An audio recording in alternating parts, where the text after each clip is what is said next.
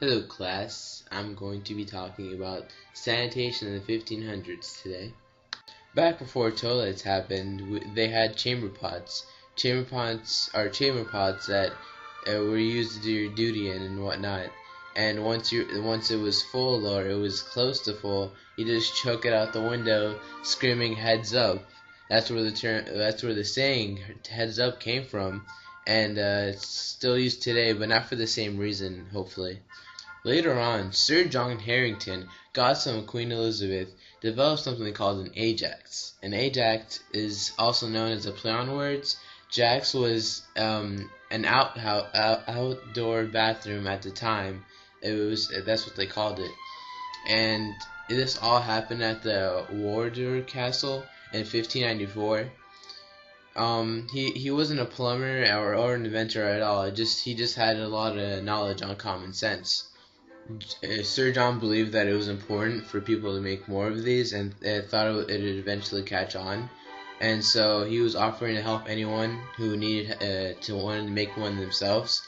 It was really big in Elizabethan London at the time, and so there were many printings and even pirated copies.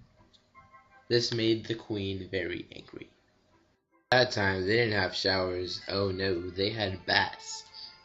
And it wouldn't be like once a month, it'd be once a year.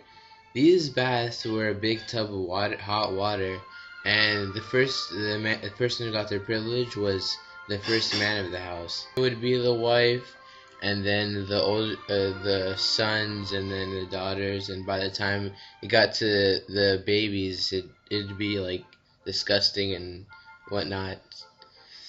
And yeah. Oh, can you imagine if I did that? Oh my god, that'd be even worse. People got married around June because their annual baths would be in May, and by that time when they got married in June, they smelled pretty decent, I guess. And also, if they didn't smell as they expected, a woman would carry a bouquet of flowers or roses, and so they could hide the odor. And around that time, they had houses that were made out of thatched roofs. It was like thick straw put together, but it didn't have any wood supporting it. And it was a place where the animals could go to stay warm, like cats and dogs and whatever small animals, mice, bugs that lived in the roof. So when it rained, it became slippery, and sometimes the animals would slip off, and that's where the saying "it's raining cats and dogs" came from, because they would like fall off the house. And also, they had like these plates that were made out of pewter, and pewter is similar to tin, but it really isn't, but it has lead in it. So when there was lead in it, it leached onto the food while they were eating, and they got lead poisoning from that, which caused many deaths. Most of the time this happened with tomatoes, so for the next like 400 years, tomatoes were considered poisonous to the people there. But most people didn't have pewter plates. They had trenchers. Trenchers were like these kind of like bowl shaped. It was made out of wood, and you'd only have a pewter plate if you were rich. So most of the people there were peasants, and so peasants got lucky. Well, kind of, because trenchers grew mold on it because it was made out of wood and whatnot, and it'd never be washed at all.